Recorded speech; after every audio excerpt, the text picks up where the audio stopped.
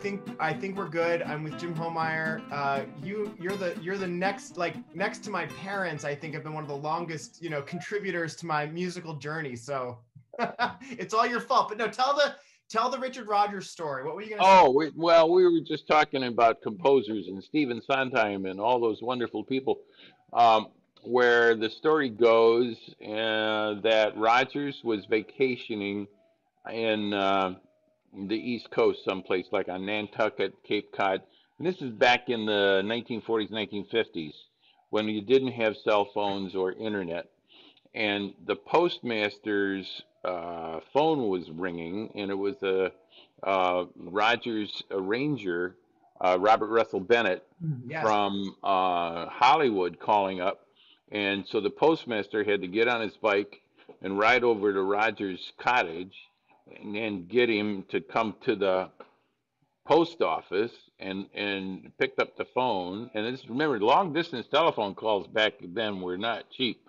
And it was a big deal when you got a long distance call. Right. Yeah. So Bennett says to Rogers, they're asking for the score for Victory at Sea. And Rogers says, Victory what? He'd totally forgotten that he had agreed to write the score to Victory at Sea. What was this, a movie? There's a movie in Hollywood. Oh, there's a movie in Hollywood, yeah. So what happened? And he says, well, do something with da-da-da-da. And he sang a motif to Bennett, hung up the phone, and Bennett wrote the whole score, Victory at Sea. And it's one of the most famous movie scores ever written. But Richard Rodgers' name is on it. Right. And Robert Russell Bennett is not. Well, is it Robert or Richard? Robert Russell. There's two. Yeah, I get them confused as well. Yeah. But that is so indicative of Mel Brooks is famous. I mean, not the same as Rodgers, but he was called a hummer. That's what they called him. And when producers went to Broadway and Young Frankenstein, he'd literally just hum melodies.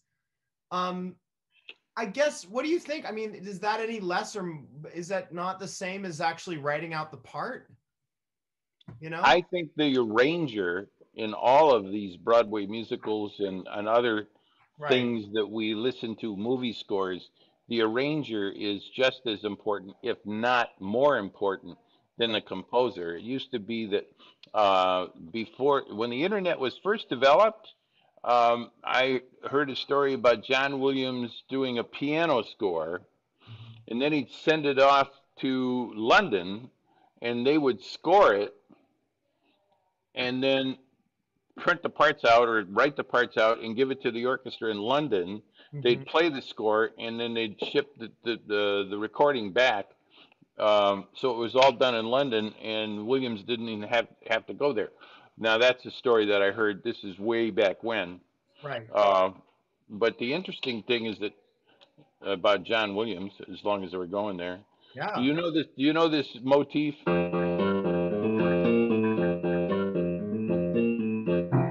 What key are you in? F.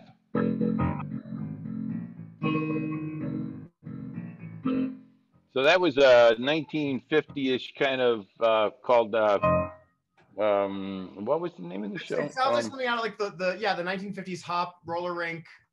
Yeah, but it was a TV show, and it escapes my brain right now, the name of the show. Anyways, it was a Henry Mancini wrote the tune. Yeah. But the piano player was this 20-year-old kid named John Williams, who was on that recording. Yeah. And he's the star of that recording, because Williams got his chops doing exactly what you're doing. He was in New York playing cocktail piano and, making a living out of music and writing and composing. And yeah. So who knows, Micah? Jim, I mean, who knows what journey you're on, It's funny you mentioned that, because I actually recently talked to a friend of mine in LA. We went to school together, and he works on TV and film. And I was just exploring that option, because it's like Broadway's shut down. It may be back this fall, but even the head of the Alliance, one of the companies, I forget which union, said, we're not coming back until it's full tilt, because you can't afford to do a 1,500 seat house at third capacity. You know, you Right. can't Yeah. you can't do a Broadway show that way. It's the So same problem that restaurants are having today too. Like they say 50% capacity, but they can't make any money. I mean, any New York restaurant is like it's a hole in the wall. So, you know, you've got 3 people in a restaurant. Right. Yeah. And all the outdoor seating is crazy to me because they're basically building buildings out in the streets now. And they're building these little like glass house, like greenhouses for people. Igloos. I mean, I personally don't, you know, I don't love that, but how are things where you are? How are things in Michigan? Same. Yeah. Yeah, like coffee houses are not open. Like they're able to be open. There's some of the restaurants are open for dine-in, but unless they have a large capacity, they can't turn a buck doing that. And their staff has been furloughed. And at the Center for the Arts, you know, we had the big flood here, so the Center for the that was like last. Oh my gosh, that was last year now. Yeah, but the Center for the Arts is still not open because they lost the whole bottom floor and all of their electrical, so that all of that had to be replaced. And they're still going through the hoops of FEMA, just millions and millions and millions of dollars of damage that happened with that flood, which is terrible. But on top of it, to have COVID, then the flood hit, and you can't even if you could open the building, you can't. Yeah. So I don't know about you. I was going to do Sweeney Todd, and I was going to do Follies, and then Gentleman's Guide to Love and Murder. Yes. I had 3 shows cancel on me because of the COVID. But on the other side of that coin, I've kind of enjoyed sitting back and just watching my computer and not having to go to rehearsal and not having to, you know, rearrange 20 songs because the singer can't do it in that key, and you name it, you know, all that kind of stuff. It's kind of been fun. Well, I'm enjoying being lazy. So, so you're home now. Are you able to? But you're working from home, right? You're teaching. Yeah, we have 75 students in our studio, so that keeps us pretty busy. I only have 25 of them. Susan's got violin, viola, cello, and piano that she teaches. So she's got 10 students a day. She's got 45, I think, something like that. And I've got 30. Yeah. That's And you know, I've got kids that are beginner piano, and then I've got other kids that are just knocking out Chopin and Beethoven sonatas and just going crazy. I mean, they play a hell of a lot better than I could ever play. But that's cool. I can still, you know, beat them up musically with their, because I got a lot of kids that are just banging notes on piano. Right. And in this whole European American way of teaching music, with the printed page as God, and the ears are not part of the whole process. It drives me nuts. So all my kids have to learn how to play Twinkle Twinkle in every key, and we play a game. Oh, let's play this game. You ready to play a game? All right, I'll do my best. Okay, I'm going to play Twinkle in C. Then you say tag you're it, and then you have to shout out a key and tag me, and then I continue the song in a different key. Here we go. But if I say tag you're it and I give you a key, you got to continue the song from where I left off. Here we go. I'm in the key of C, and it's just 1, 4, 5 chords. Okay. Tag you're at key of G. I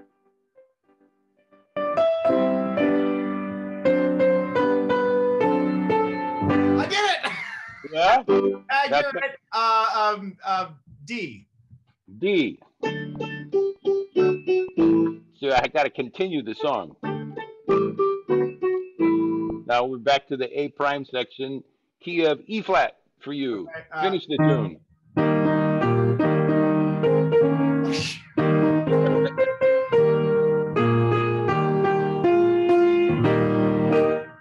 And that's for the beginners, and they got to be able to do that in all the 12 keys. And then we do in minor.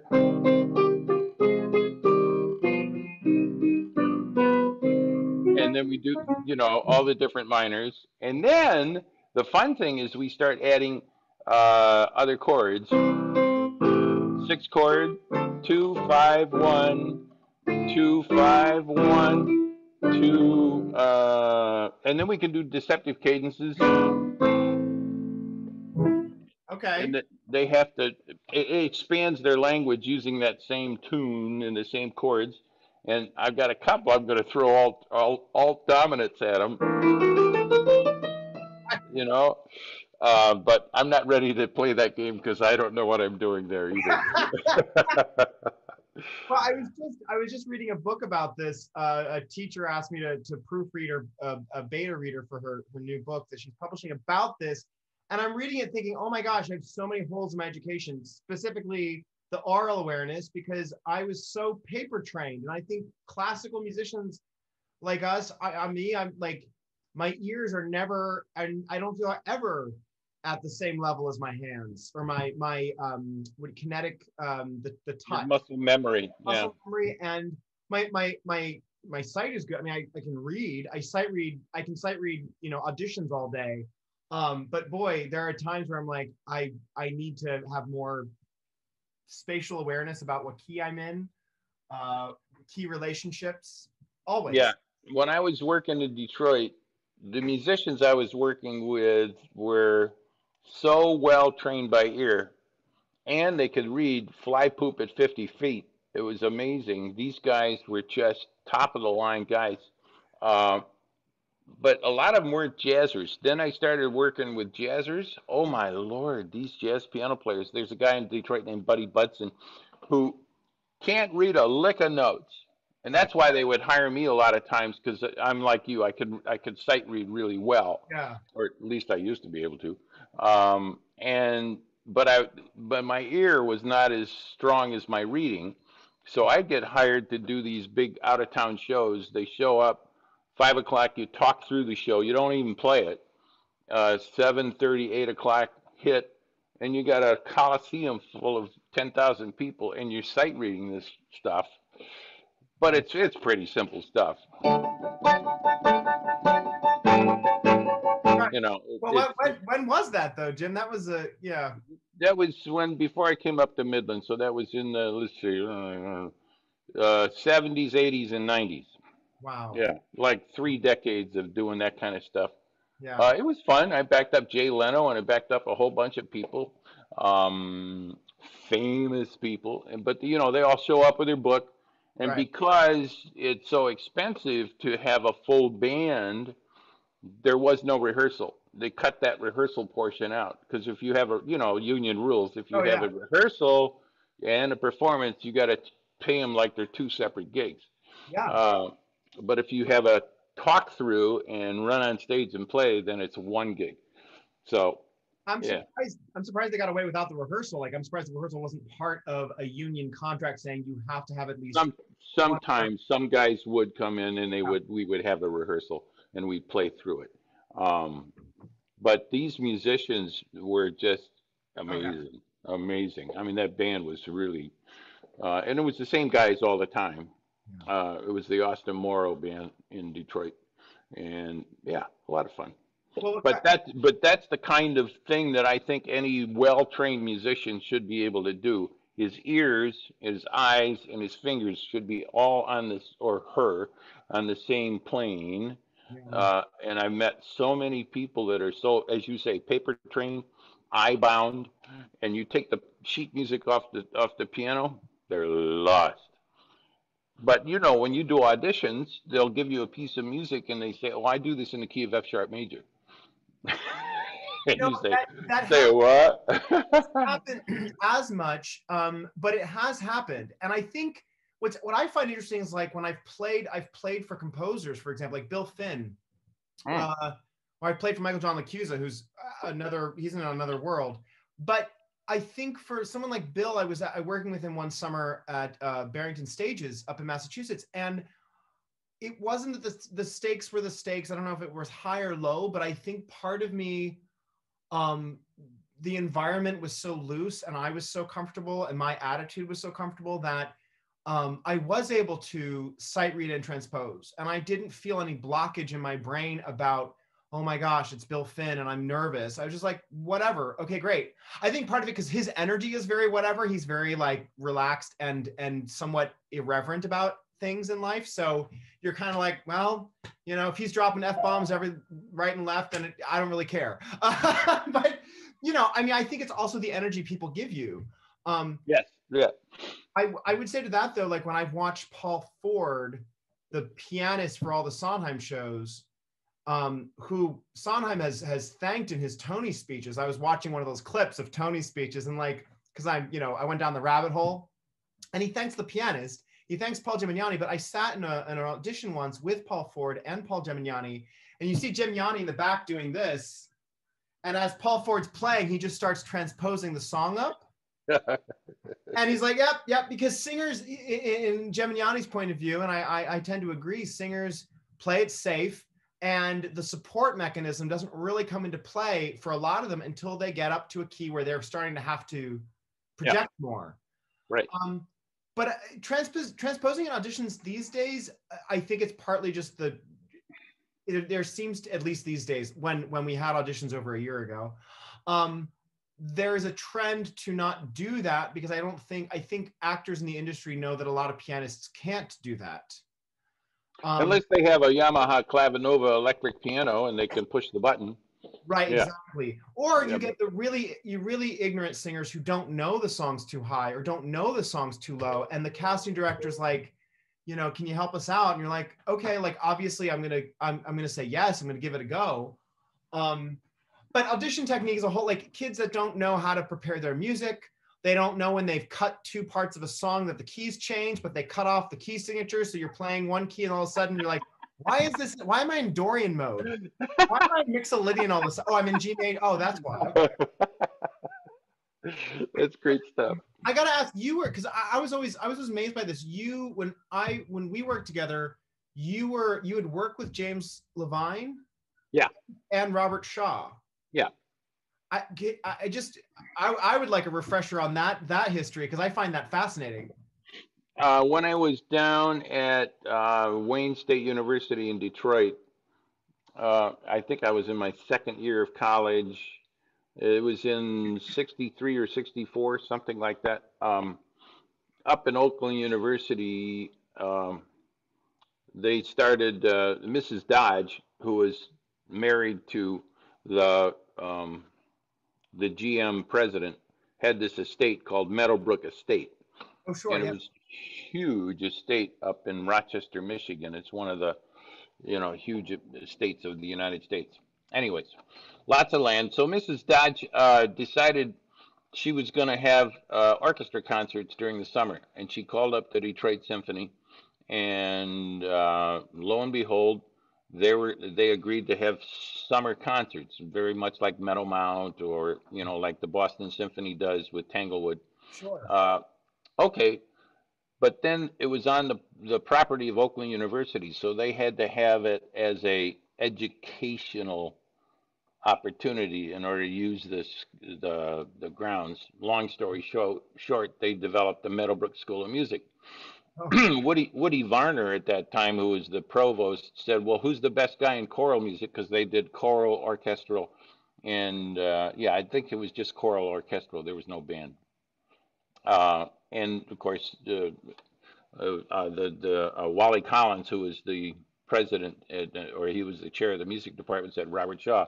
So Woody Varner gets on a plane and he goes to New York, and Shaw's in the middle of the recording session for the Messiah, his big, complete Messiah recording session, and he interrupts the recording session.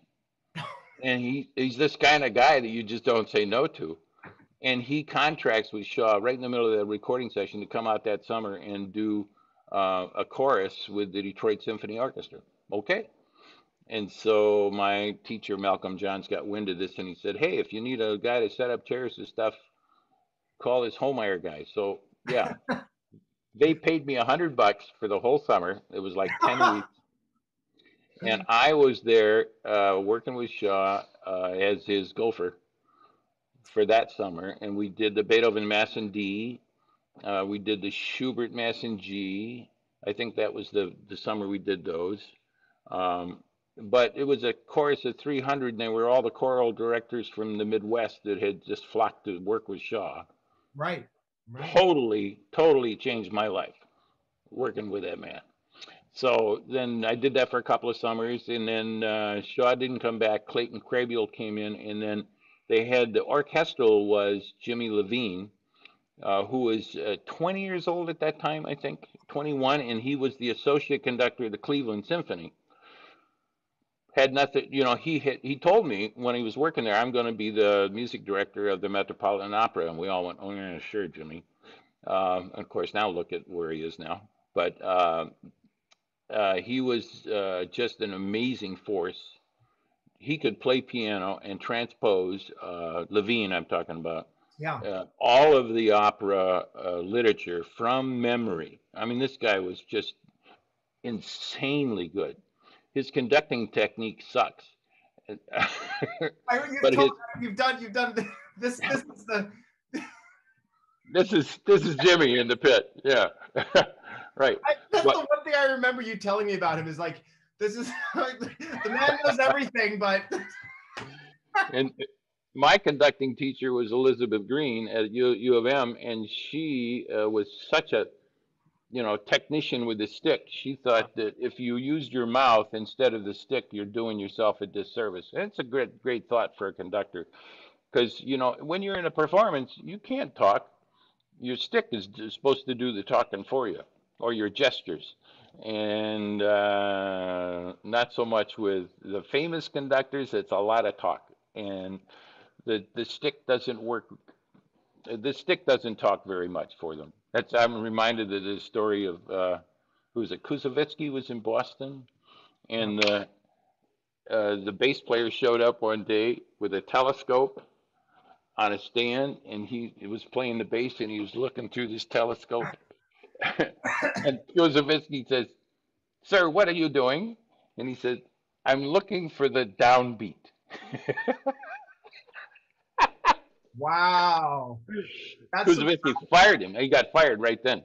But he turned around the orchestra. He says, "You will play when my stick touches the air." And I thought, oh, that's a pretty good statement. So yeah, I'm a student of lots of conducting techniques, and every one of the famous conductors that I look at really doesn't have very good technique. Well, but boy, they're a force of nature when they're on the podium. Why do you think that is, though? How do they get by? Well, they come from piano. A lot of conductors end up being piano or organists or trumpet players, because the personality of a trumpet player is pretty strong. Yeah. You don't see a lot of viola players being conductors. Right. Yeah. So you got to have an ego. You got to have a force behind you that's willing to overcome the orchestra's personality, because an orchestra is just 100 frustrated conductors. I mean, they'll all tell you you don't know what you're doing, and they'll all say you're crazy, and you just have to go forward on your own beliefs. Yeah, but the technique of a lot of these people is, if you go to the rehearsal, there's a lot of talking. And of course, with Shaw, he's working with choral musicians now. He's not working with orchestral musicians, and choral musicians need pictures painted. And Shaw was the best picture painter I've ever heard. He could make you live that music with the words that he painted and his personality. And again, he was not the greatest conductor around in terms of stick technique and being able to get his way out of trouble with the stick. And a lot of guys most conductors cause most of their own troubles. When I'm looking at them, I'm saying, man, the reason that orchestra wasn't together was all you, not the orchestra. Because you can't have 100 people make the same mistake simultaneously without you causing it. Yeah, and that's always just been a rule for me as a conductor.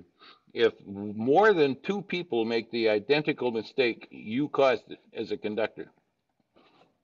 Yep. That's why I really like watching some good, like here in Midland, we have Bohuslav Rate. That guy's amazing. His technique is fascinating. And he's a bassoon player. Go figure. So those people that have studied the craft and the art of conducting and have gotten good instruction, I really admire. But a lot of people just bypass that. They never studied conducting in college, or if they did, they didn't have much of an instruction. Right. But they got the jobs. It's very political, and it's very word of mouth, and it's all that stuff that happens But I love the fact that the music business is still that way. It's not unionized to the point where you have to, if you go into corporate settings, it's very hierarchical. Is that the right word? You're saying, yeah, you don't have to go to conducting school to get the job, like you have to go to law. Is that what you're saying? Like to Yeah, pass the I mean, bar? the You know? cream rises to the top real fast in the music industry, and uh, you're only as good as your last gig. And you're Word of only good word as of mouth wise. What did you say? I've heard that, and I've also, the latest one for me is you're only as good as your next gig. Uh, but of course, the two can be interchanged depending on Right. what people are saying about you, perhaps. Yeah, yeah. All you have to do is really flub up in one or gigs, and then the word just goes like wildfire. Yeah, I mean, I'm thinking about all the Broadway conductors I know, and that you'll be hard pressed to find one that satisfies any sort of conducting training. Um, that may sound a little harsh now that I say it, but I think also the rehearsal technique cannot be understated, cannot be overstated. I mean, Right. knowing how to run a rehearsal and knowing how to choose your words, even though the talking may not translate to what you do on the podium. I have found that a lot of the best work happens in the rehearsal room, and that in performance, I don't know. Because a lot of Broadway shows in musical theater, a lot of times people are not really watching the conductor because of the click track, and because a lot of times the conductor's they're just cute, like literally just going like that, and you go. But I have to say though, I was in the pit for Mary Poppins, and it was a Bill Brome orchestration, and he did, I I think love Bill Brome. Yeah. Wicked, Saigon. He did all these big shows, and here I am doing this Ravel piano concerto in the middle of Mary Poppins, because I was on it's a grand piano. Only Broadway show I played a grand piano on, I think. But the assistant conductor was up there and just making all these mistakes and was yelling and apologizing, and it was like, you know, it's just nutty. But not apologizing for his own.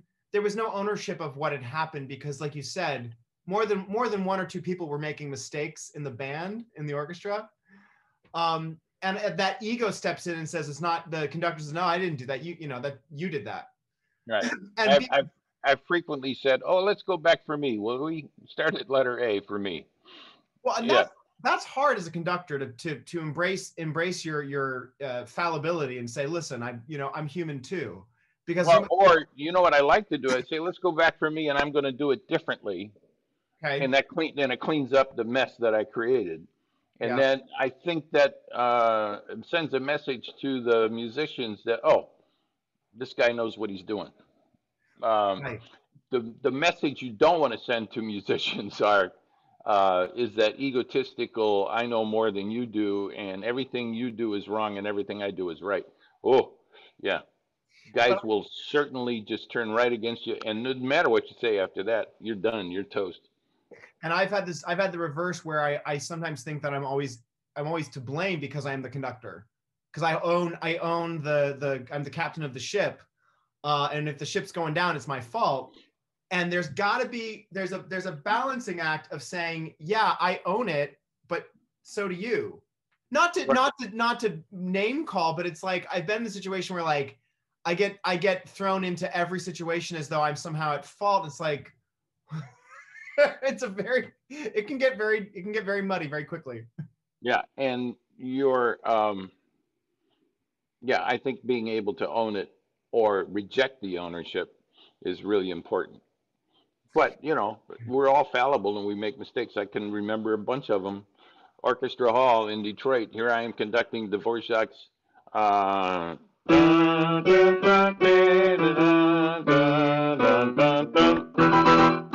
Yes.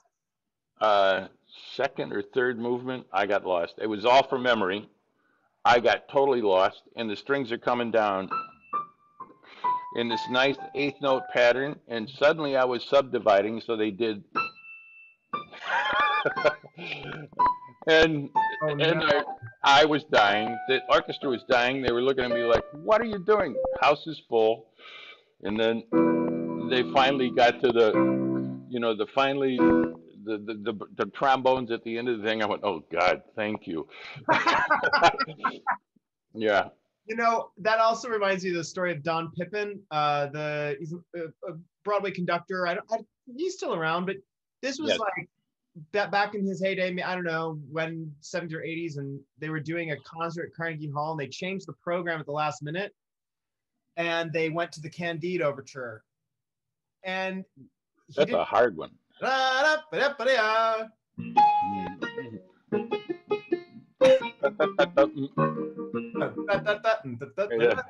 And so he doesn't know the piece, and I don't know why this happened, but he He looks. doesn't know the piece. He not in that moment. In that moment, he was not ready to conduct. Oh. So he looks at the score and he looks at the orchestra, and this is my favorite.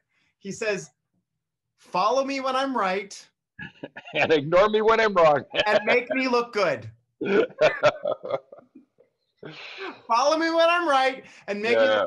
But that's the thing about if you have your orchestra on your side, so to speak, they'll forgive those mistakes if you were not a tyrant. And I think that's also where culturally in the last 100 years we've shifted from a dictatorship to, I mean, it's also, you look at political schemes the way they were in the early 20th century till now, it's like we've absolutely changed. Yeah. I mean, the tyrant on the podium is gone. And a lot of that is just because the musicians have much more power, and there's more opportunities for musicians to just get up and walk away, um, Oh yeah. and find an ensemble that is musically satisfying rather than a testament to somebody's ego.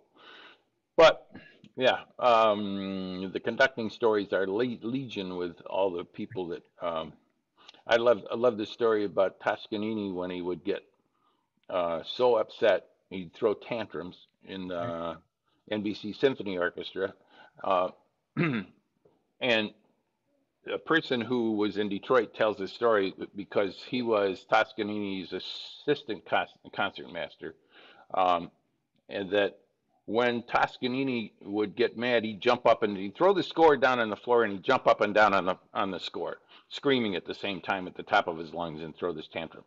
And the orchestra got so tired of it, they just sit back and relax and just wait for the maestro to get back and they rehearse again. Right. Well, his eyesight began to fail, and he threw a tantrum once and threw the music down on the floor and started jumping up and down. And the concertmaster takes his bow and he says, "Maestro, maestro."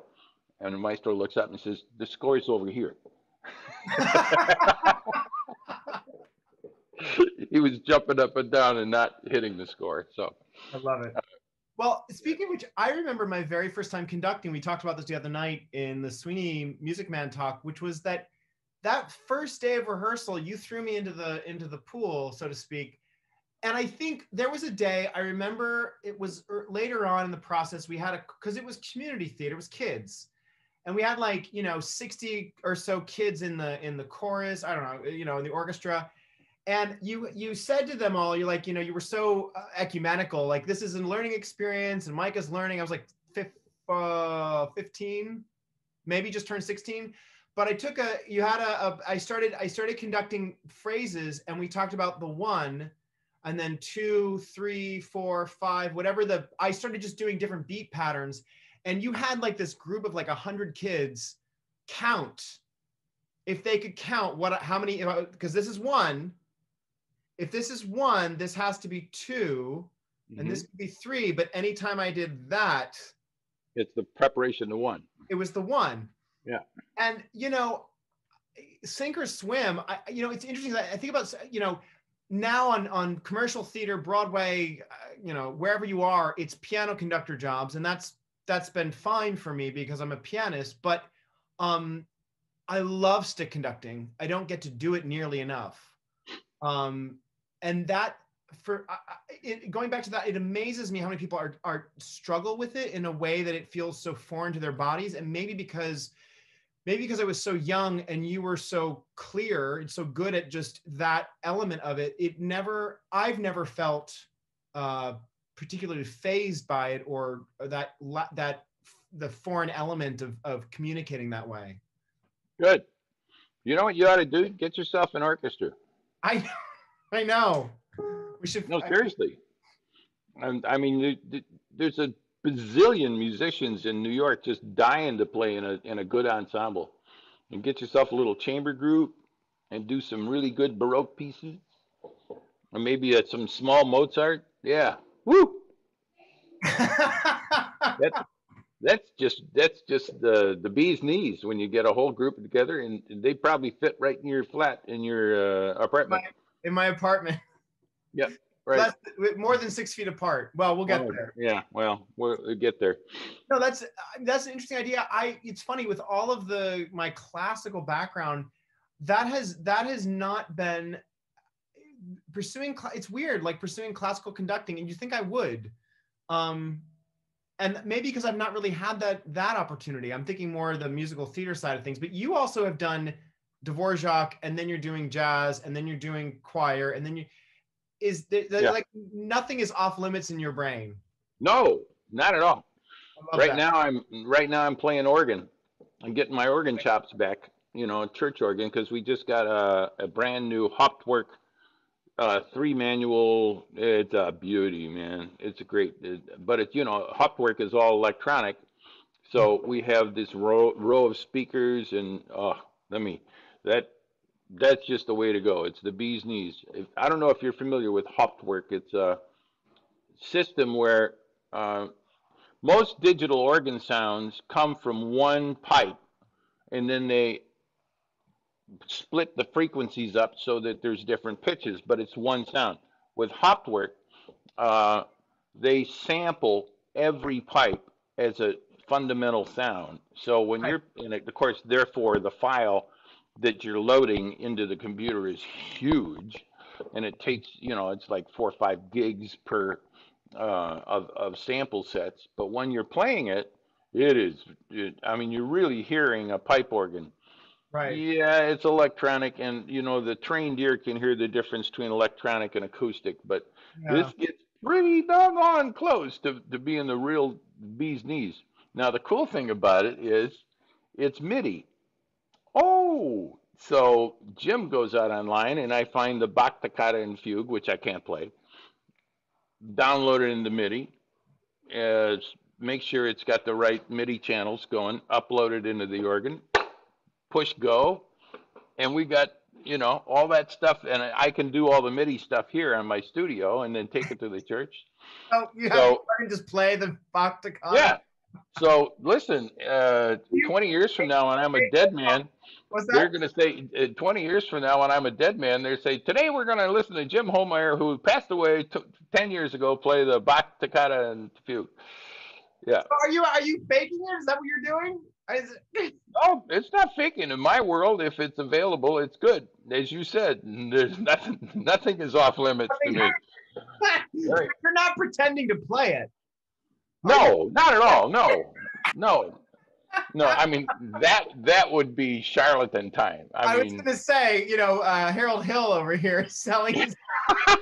That's the modern day Harold Hill. That's great. Oh. I mean, I give credit due. Whoever made the MIDI file, I'll credit them, and but it's the nice thing is that it's coming off as very satisfying music for the people who are in the sanctuary. Well, they're not in the sanctuary right now. I go there and record it.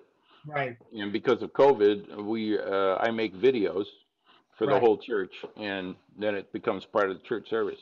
But I got 5 emails from the people in the congregation that don't normally send emails saying how much they enjoyed the Fantasia and Fugue in G minor by Bach, because I put it at the end of the service, and it's 13 minutes long. Now, you can't do that in a church service because everybody be gone and having lunch by the time you finish. But you can in a video, so people just let the video run, and they loved it. And I was really surprised.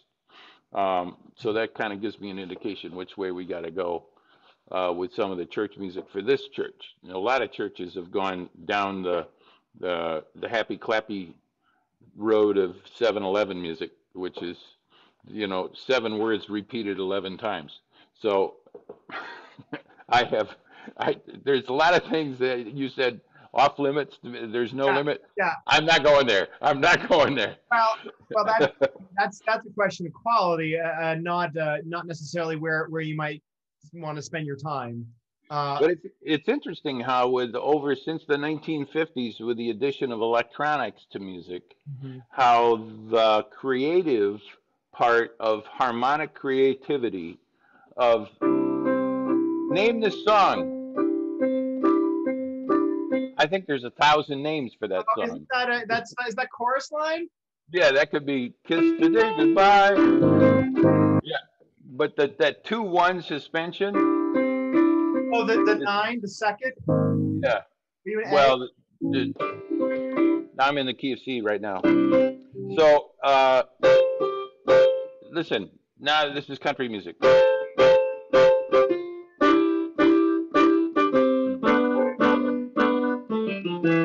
It's just the 2 to 3. Yeah, and it gives. That's in the Christian pop stuff. It's all over the place. Now it's in Broadway musicals a lot of times. Oh, don't get me started on the sus, all of this. Yeah, sus. Yeah. Or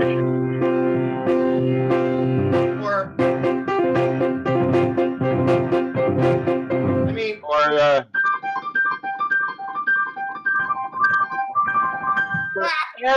forever. Like, can you think of something that's why I love Sondheim.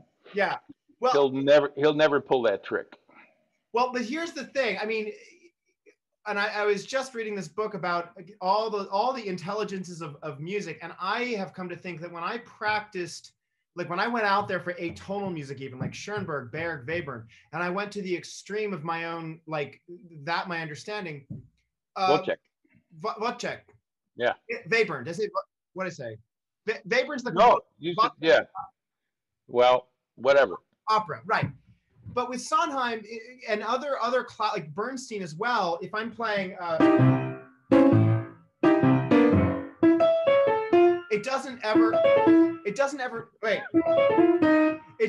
leave my fingers as much as it just did then. But it doesn't because it's so specific, and I have to pay attention. But every other song that's written with it's so not specific. And I think that goes back to the very beginning of the conversation about writing out your accompaniment. When you write out something specifically, it is that and nothing else. There's two guys that I know that did that. That was George Gershwin and Stephen Sondheim. They specifically wrote accompaniments for a lot of their songs. Not so much Gershwin when he was doing his shows, because his shows, they put those together in 3 days. But Sondheim, the accompaniments, you play Sondheim without his accompaniment.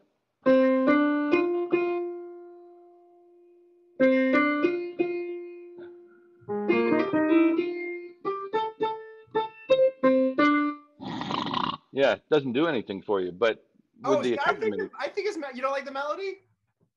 Well, I like the melody, but with the accompaniment, it comes alive. There's one other cool thing. You mentioned Bernstein. A lot of guys, when they play this song, do it wrong. Excuse me for a second. I got to get there.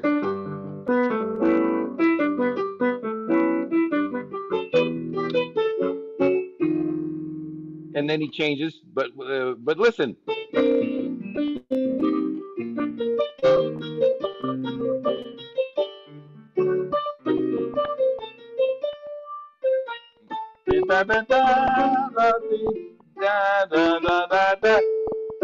No. Then how does he get back to the key of G? Well, listen to this. Now, that had never happened in a musical before. That chord takes you right back to... And a lot of guys, when they get there, that's E flat, 9, something, sharp 13. All right.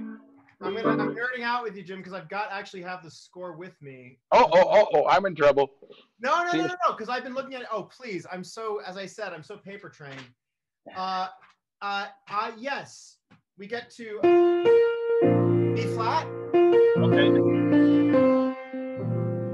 C over B flat. I love that. That race.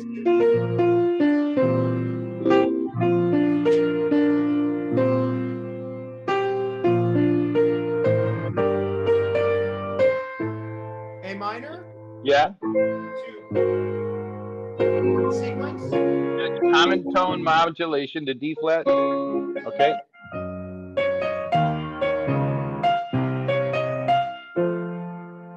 Okay. Keep going. So we're going for the 5. The F to G flat over D flat.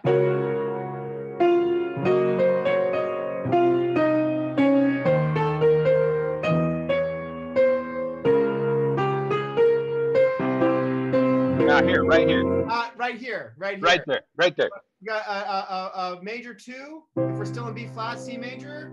Okay. Oh, it's an Italian 6. It's that flat 5, 7.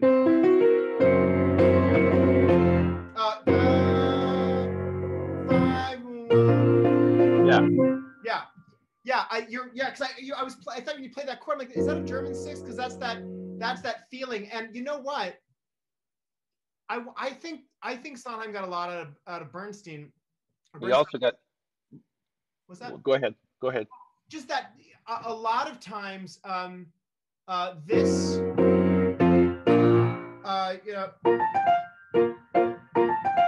what is it? Into the woods, and home before dark. That flat.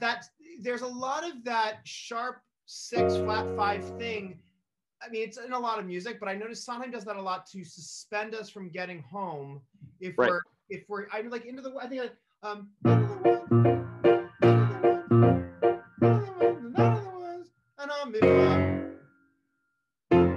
know what I'm saying? It's an interrupted cadence. Yeah, and it's like holding us back to the feeling of just, I mean, this going to the tonic. That's fine, but this. Yeah. I mean, I love Bernstein and Sondheim, how they tease you. They go so far away from the tonic, and then suddenly, boom, you're right back on the tonic. It's like, how did they do that? It was just, to me, that's amazing. Well, and with Tonight, like, it's just a sequence, and it's we start here, and then, and it's a minor third away, which I love. I mean, there's a lot of, I see this a lot in not in show writing, but when you modulate to a faraway key, but you're using common tones like a minor third, B flat and D flat have common tones, and instead of going major, it doesn't take us that far vocally. I mean, we're not raising the roof in the range of the voice, but this and I wonder if that's also in the movies.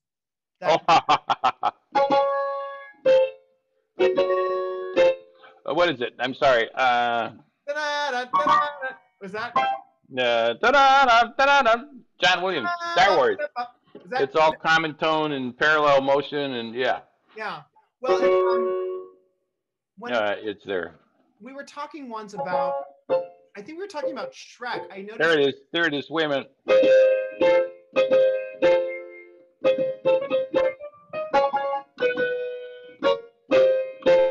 Something like that.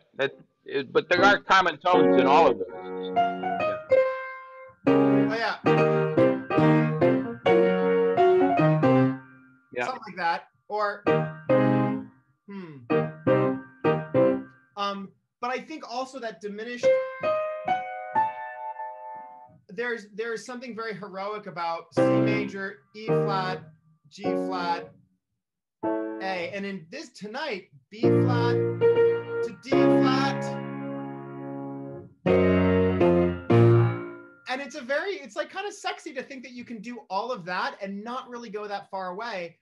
And that's where, and I think Wednesday night I got so excited about this idea that it's not, people get very scared about or they get very nervous about Sondheim or Bernstein, like, oh, it's so much. But like, there was this one of the interviews I saw, Sondheim said, like, really, if you think about it, you don't have to create a whole lot because Bernstein wrote half a melody and then he just transposed it up a minor third, or he wrote a melody, but then he repeated it.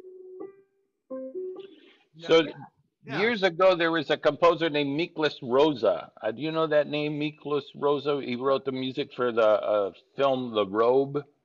So what you just played was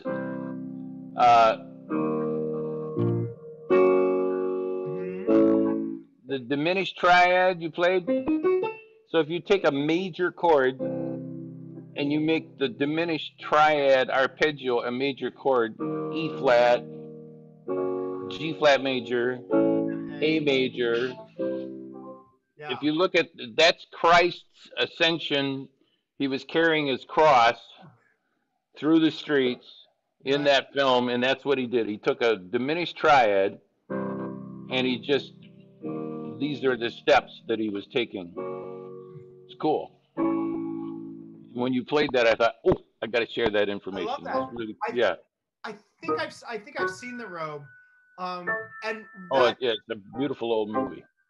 And this is the thing. I mean, when I did the BMI workshop, which was incredibly good experience for me. It was an incredibly good experience, Sondheim came and spoke to the class, and he was great. But so many people don't have. I don't want to say they have the training, but they don't have training in music theory to expand their own voices. And it's a bit like grammar, or in the case of playing the piano, my teacher explained it to me, technique is like diction. If you don't have good you can't speak. I love that. I'm going to use that with my kids. That's great. Yeah. Because you know what?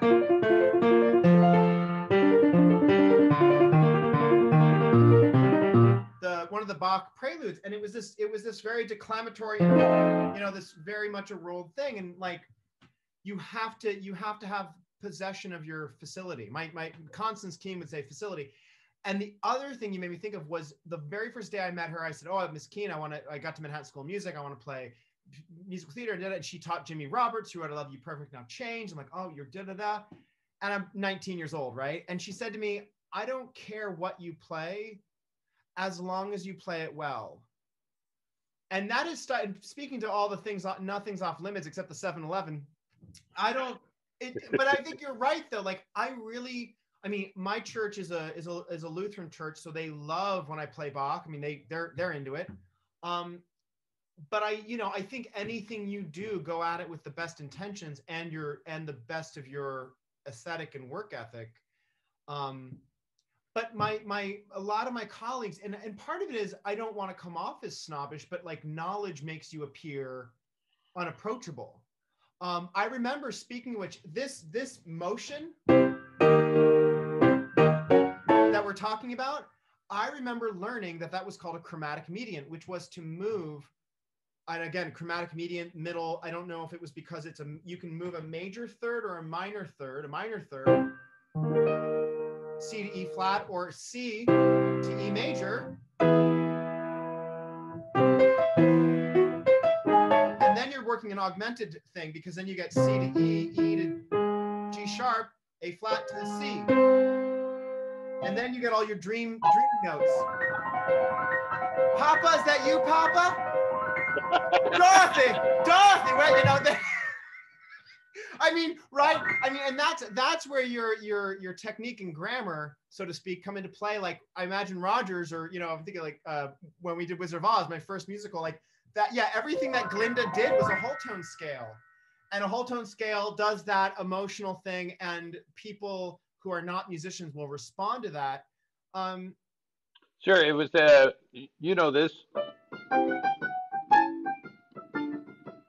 Every time Mr. Rogers went to Fantasyland, yes, the piano player would be going whole tone scales. Yeah. And then go ahead, yeah. And a whole generation of kids has grown up knowing what a whole tone scale is. All you have to say is Mr. Rogers Fantasyland, and they know exactly what that sound is. But and speaking of which, I mean, the other one I was like, so we've got this this major, this diminished major thing. But if it's what's that, Lassie? Billy fell down the well. And he doesn't have his cell phone charger with him. And he's on 3% battery.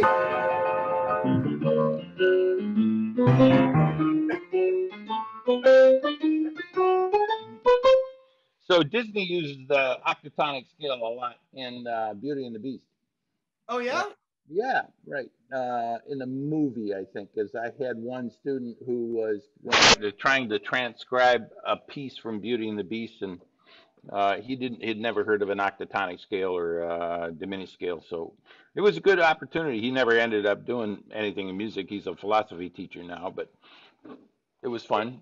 But it applies, in that music education, what you just said about that oral awareness. Like when I've had to transcribe stuff, it changes the way I hear things. And in fact, yeah, that really helped me. When I was in college, my band director asked me to transcribe a piece.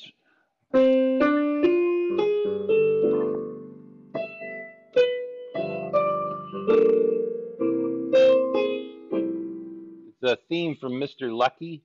And one of the board of governors of the Wayne State University wanted the band to play it. So on Monday, he gives me this assignment, and the band thing is Saturday. And this is before recorders. This was all I had was a LP, and I put it on the piano, and I started to play the piece, trying to hear the chords. I didn't know what I was doing, and every time I played the piano, the needle would jump.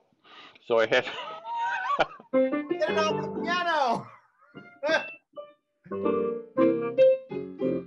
It made an impression because I still remember the damn piece. It's burned into your brain. Yeah, it was. Yeah, but I learned so much doing the transcription because it turns that whole process of reading music totally around, and then you have to put it down on paper. Wow, my brain was fried at the end of the week, but the band played it. Yeah. What do you think? I'm just looking at our time. We're gonna. I thank you for your time today because it's so great to talk to you. But I guess one question I was like, your students. What do you think? What is the thing we're lacking? What do we need right now in our learning? What would be helpful for people to know about this? Excitement. Enthusiasm, emotion. Okay. Yeah. I mean, our whole culture is based on getting things right, getting things correct, and the pursuit of perfection is a waste of time.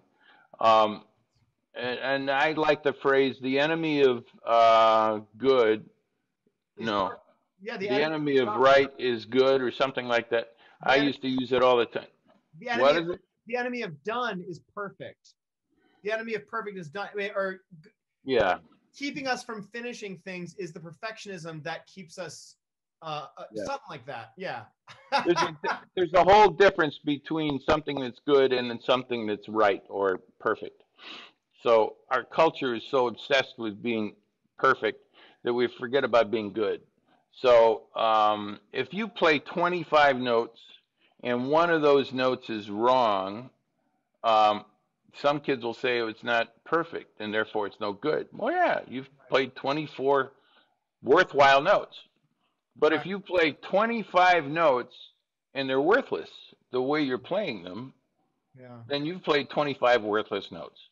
So I think in our music education, we have to get kids to the point where every note speaks to them emotionally or something. And picking the right literature for people to play or to experience is so important.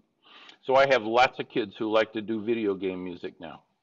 Oh my God. That's a big market for composers now too. I mean, writing and scoring video games. Yeah, and it's pretty insane music, and it's insanely hard because they're doing it on sequencers, and therefore they don't have to play it.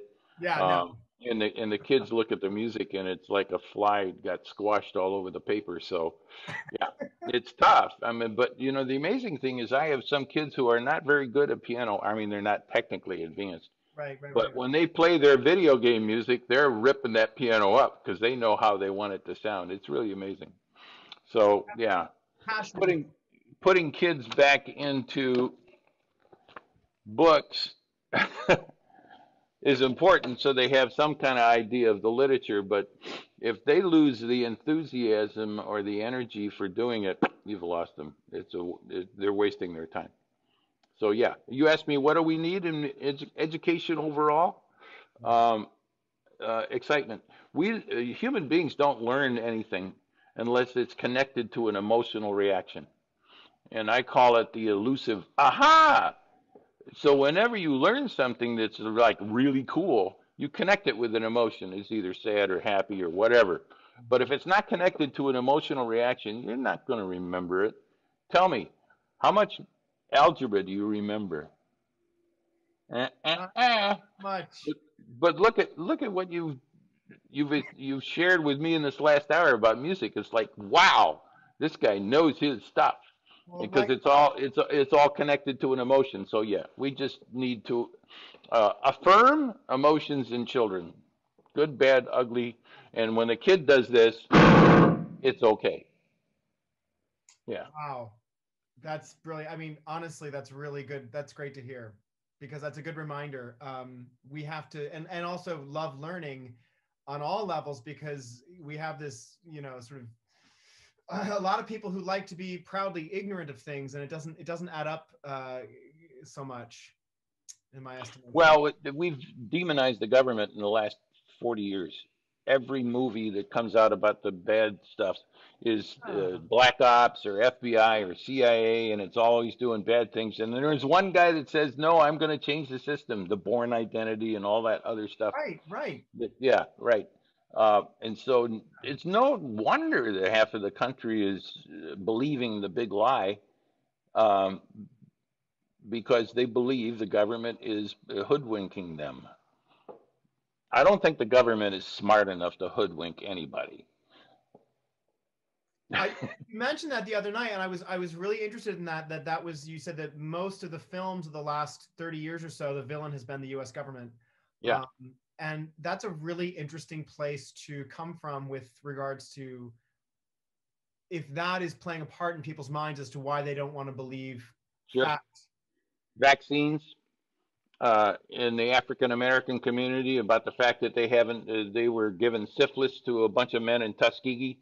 Right. I mean, there's all sorts of people throwing logs on the government fire of burn the government down, and now we have this passionate January 6th thing where they all ran into the government thinking they were doing the right thing. They all thought they were doing the right thing.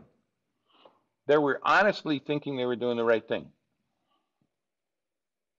Crazy, isn't it? Insane.